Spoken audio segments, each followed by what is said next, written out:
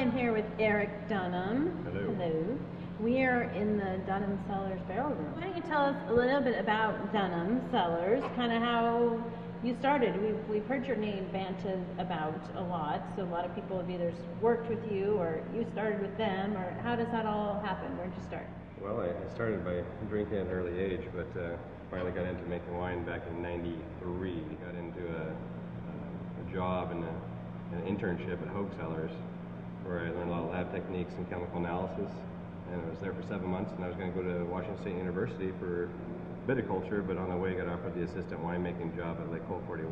So Marty Clubb, the winemaker and owner out there at the time, was kind enough to let us make our own wine. So our first commercial vintage was 1995. We didn't make it out here until 1998. Did you see the vision to have a winery here? It was cheap and they had space. Yeah. So I think there was one winery up here at the time, or possibly two, Reininger and Tamarack wineries, and we were looking for spaces all around Walla Walla, and we had a 6,000 square foot building over there for only $1,500 a month. So we have two other buildings now here. That one is our barrel room and laboratory, and then the other buildings are case goods storage and our bottling line. We got it last year. If we'd known what was going to happen with the recession, we may not have bought it this early, but it's just a little more control, one more thing to have more control of.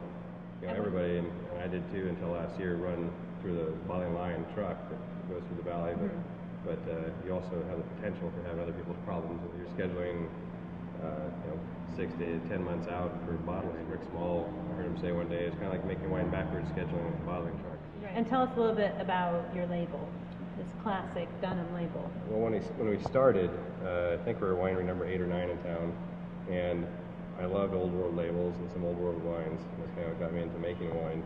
But I wanted to kind of tie in kind of an old world feel with a new world wine. So kind of lend a little age to the label as well. So developed the classic Dunham label. Okay. Was your dad in the business before though? No. Okay. No, it wasn't in the business. Pushed him in. I just raided a cellar a lot as a kid growing up. So I got to experience a lot of wines growing up. So I wanted to make it since I was about 12 years old.